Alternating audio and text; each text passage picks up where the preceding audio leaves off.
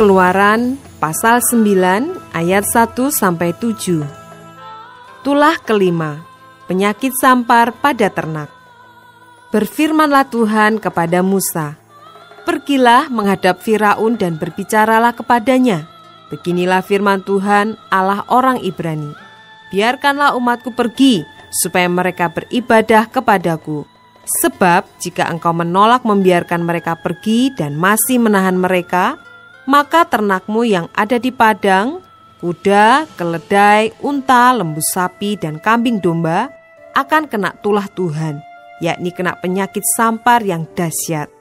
Dan Tuhan akan membuat perbedaan antara ternak orang Israel dan ternak orang Mesir, sehingga tidak ada yang akan mati seekor pun dari segala ternak orang Israel."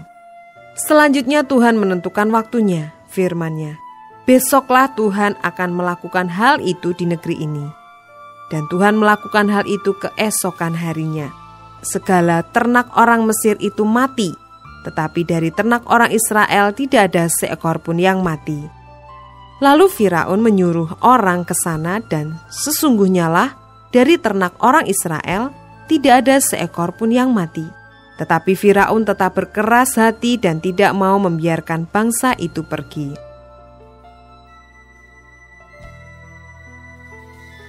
Ayat 8 sampai dengan 12. Tulah ke-6, Barah. Berfirmanlah Tuhan kepada Musa dan Harun, "Ambillah jelaga dari dapur peleburan serangkup penuh." Dan Musa harus menghamburkannya ke udara di depan mata Firaun.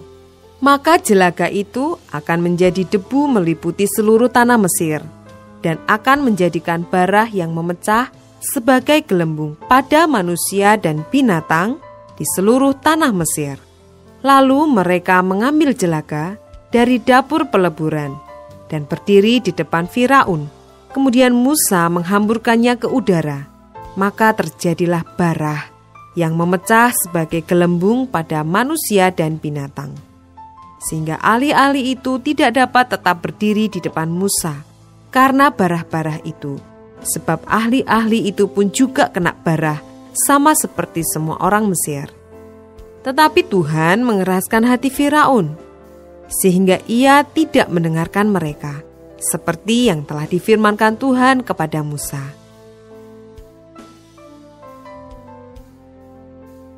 Ayat 13 sampai dengan 35. Tulah ke-7, hujan es. Berfirmanlah Tuhan kepada Musa, "Bangunlah pagi-pagi dan berdirilah menantikan Firaun, dan katakan kepadanya, beginilah firman Tuhan, Allah orang Ibrani. Biarkanlah umatku pergi, supaya mereka beribadah kepadaku. Sebab sekali ini aku akan melepaskan segala tulahku terhadap engkau sendiri, terhadap pegawai-pegawaimu dan terhadap rakyatmu, dengan maksud supaya engkau mengetahui bahwa tidak ada yang seperti aku di seluruh bumi. Bukankah sudah lama aku dapat mengacungkan tanganku untuk membunuh engkau dan rakyatmu dengan penyakit sampar, sehingga engkau terhapus dari atas bumi? Akan tetapi inilah sebabnya aku membiarkan engkau hidup, yakni supaya memperlihatkan kepadamu kekuatanku, dan supaya namaku dimasyhurkan di seluruh bumi. Engkau masih selalu menghalangi umatku, sehingga engkau tidak membiarkan mereka pergi. Sesungguhnya besok, kira-kira waktu ini, aku akan menurunkan hujan es yang sangat dahsyat, seperti yang belum pernah terjadi di Mesir, sejak Mesir dijadikan sampai sekarang ini. Oleh sebab itu ternakmu dan segala yang kau punyai di padang, suruhlah dibawa ke tempat yang aman. Semua orang dan segala hewan yang ada di padang dan tidak pulang berkumpul ke rumah akan ditimpa oleh hujan es itu sehingga mati." Maka siapa di antara para pegawai Firaun yang takut kepada firman Tuhan, menyuruh hamba-hambanya serta ternaknya lari ke rumah. Tetapi siapa yang tidak mengindahkan firman Tuhan, meninggalkan hamba-hambanya serta ternaknya di padang. Berfirmanlah Tuhan kepada Musa, "Ulurkanlah tanganmu ke langit, supaya hujan es turun di seluruh tanah Mesir, menimpa manusia dan binatang, dan menimpa tumbuh-tumbuhan di padang di tanah Mesir.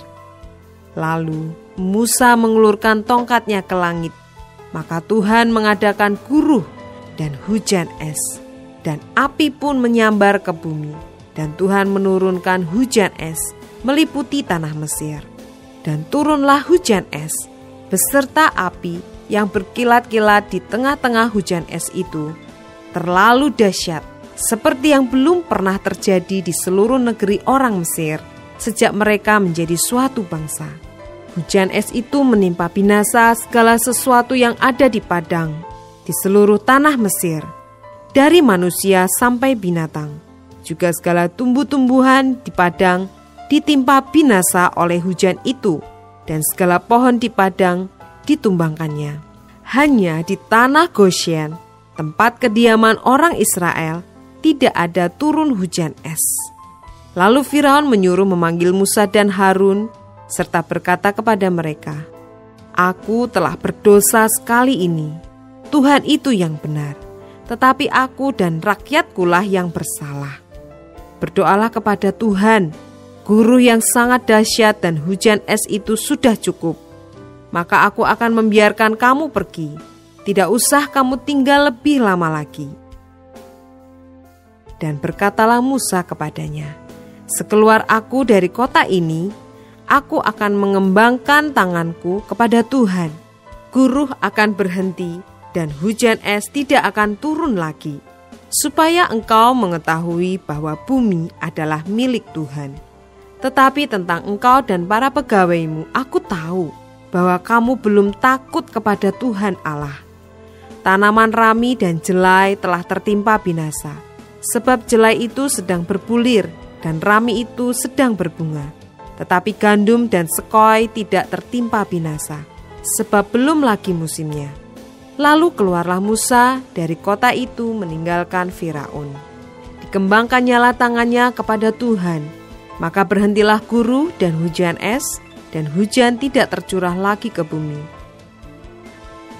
Tetapi ketika Firaun melihat bahwa hujan es dan guruh telah berhenti, maka teruslah ia berbuat dosa.